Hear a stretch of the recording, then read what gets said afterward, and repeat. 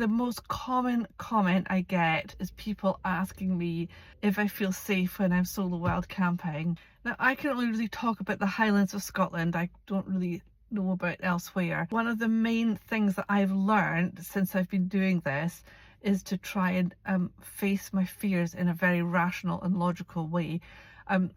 I thought about bivvy camping when I was doing long distance walks for many years, but one of the reasons I didn't do it was fear of the dark. I mean, there was also financial aspects, and I was busy raising my children. My children were a lot younger, and I'm 54 now. Throughout my 40s, I had a really bad insomnia from menopause probably, and so I was quite tired, but I've got a lot more energy now, so I decided to give it a try. The first night I went camping, the fear of the dark was the big thing. It was really difficult, and I punctured my camping mat and hadn't taken my puncture repair kit with me. This was about 9 o'clock at night, so I had to go.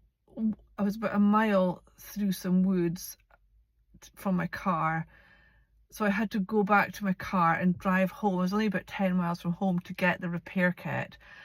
And by the time I got back, it had got dark, so I had to walk through the woods in the dark. And I do remember I was very, very scared, and it was a big, huge challenge for me. And then I couldn't find my tent. I was stumbling around in the dark woods, and when I eventually found my tent, I got into my tent and closed up the door. It's like, oh my God.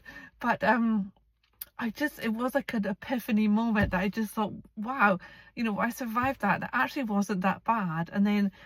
So then I went back outside of my tent. It was pitch dark by then. I was beside a loch, and I just went and sat, and the peacefulness of the world in the dark really struck me.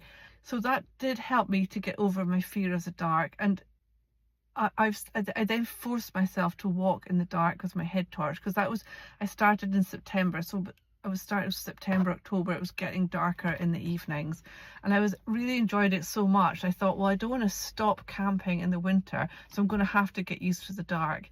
And I've got to the stage now where being in the dark just doesn't bother me at all, and I actually sometimes really like it.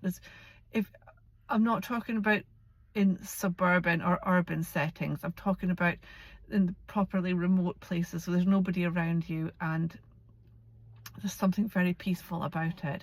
And I also try to look at my fears in a rational way and think, well, there's all the sort of horror film fears, so I managed to sort of rationalize myself out of those. And I'm not superstitious, or I don't believe in anything supernatural at all, so that wasn't a thing I was scared of, which I know quite a few people have mentioned. And then there's the big thing is, other people. And well, the way I see it, I mean, I think people have this big fear of other people when they're solo wild camping, because it's our worst nightmare. The thought of being on your own somewhere remote and being attacked by a stranger is just so horrific. It sort of makes the fear get much bigger in your head. So, but I just try to look at it really rationally and think, well, I can't find any instances at all of any stranger attacks in remote corners of the Highlands of Scotland. So I think statistically it's practically a zero risk, and life is not risk-free. We take risks constantly. You can't live a risk-free life.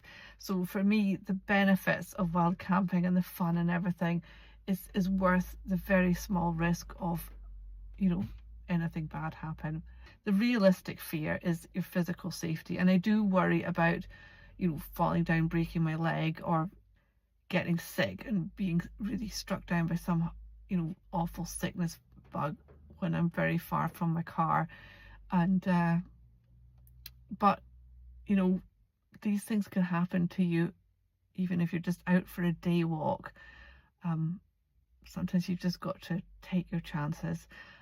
I did upgrade my phone to a phone that has emergency satellite connectivity, so in an emergency I can contact emergency services via satellite, and that has been a reassurance, because quite often the places I've camped have had no phone signal at all. So there's that. And Oh yeah, also in regards to safety, the other thing that people often ask is, what do I take to defend myself? Do I carry a weapon? And I don't.